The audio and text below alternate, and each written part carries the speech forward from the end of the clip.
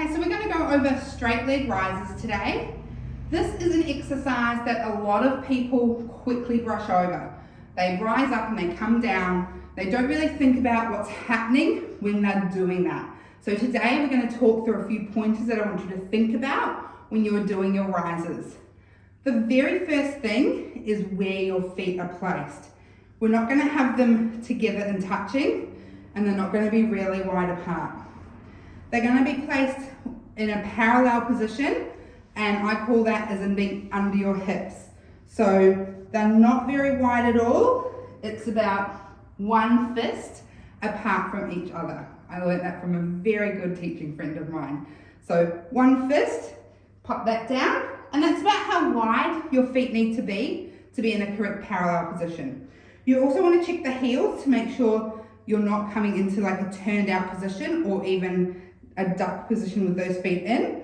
You want the inside of the foot to be nice and even. So before we even rise, we're checking our placement.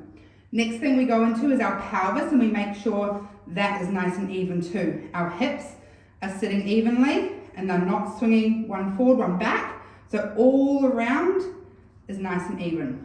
Our shoulder placement, we often like to either tense up really high or like pull them down really hard, especially if you're someone that gets told to pull your shoulders down. But I want you to find your neutral alignment. So no, not up the top, not pushing all the way down, somewhere in the middle where there is engagement but softness.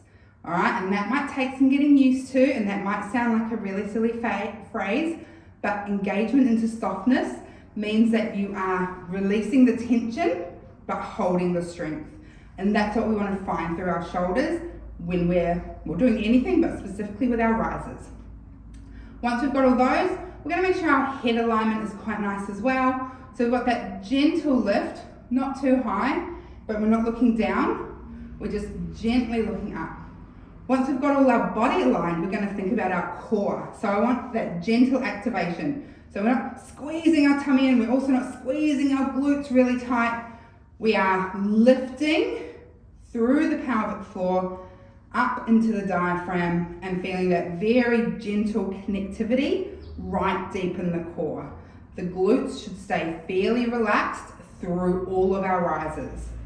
Once we've got all that beautiful strength versus softness versus activation, we're ready to go for our first rise.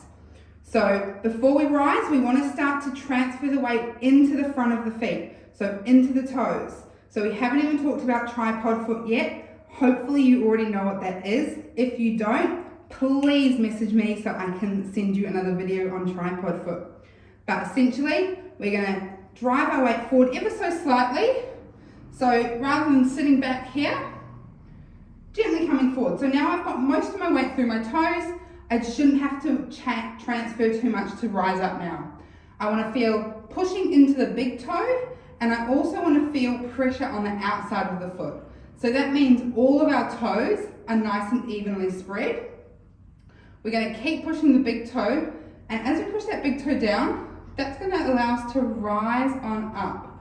Now I'm still keeping my glutes really relaxed. My core is switched on, but it shouldn't be at like 100%, right? We've got 2 feet on the floor, we're holding on to something, we're very in control. 40%, even maybe 30%, yeah? We're active, but we're not clenching hard.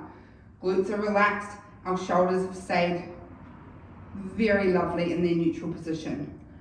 And then we lower back down again, and we just come to our heels on the floor. We're not going to rock back, yep? We're going to stay in the slightly forward position, and we're going to stay in some sort of tension through our calves and into our feet. So we're keeping the pressure on the big toes, and we're keeping the pressure on all those toes as they're spreading into the ground. We're going to push them into the ground again. That's going to make us rise up, and then we're going to come back down again. One thing you should notice when you're rising, nothing else should shift.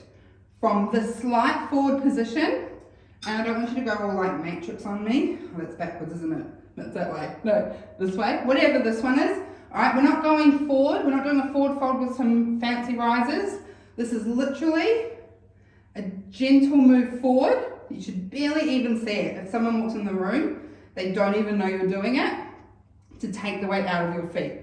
And then you stay here, and then all you're doing is lifting the heels off the ground, putting them back down again. We're not trying to put any extra tension through the core, through the glutes, through the shoulders. We're really using our feet to lift our heels. Yep. So from the front, we're just going to go over a couple of things that hopefully, if you're pushing the toes into the ground evenly and we've got that lovely pressure, everything's on, we will not be seeing. But occasionally, we might see some coming out to the sides. This means I need you to push your big toes into the floor a little bit more as you're rising up and down. The other thing we can see is rolling in. Now, rolling in is really tricky if you are in that correct alignment, but it can happen. What that means is we need to make sure the little toes and like the outside of our foot, the base of where our toes are, is in contact with the floor. Yep, not like this, but with big toes and little toes, they're all on the floor. Got that beautiful alignment. The last thing we're going to look for, the two last things we're going to look for, is pushing too far forward in our rise. So when you come up into that rise, and you're maybe pushing really far forward onto the front of that foot, so you're feeling this really big stretch through there, you sort of come over further than you need to, right? We're going up, not forward. Our heels are going up, but not pushing forward. And then the last thing we're looking for is slacken the knees. Yeah, we don't want the knees bent, but we don't want them pushed and hyperextended back. We want them, the kneecaps, once again, lifted. So everything through your rises, I want you to think about lifting up rather than locking forward or even back. So, I know that's a lot to think of when you're doing a lovely basic rise, but if you can get these ones correct, you are going to be golden for all the other rise variations. The idea of your conditioning work is to slow it down, to feel the movement, so we can then apply that to other areas of dance or life.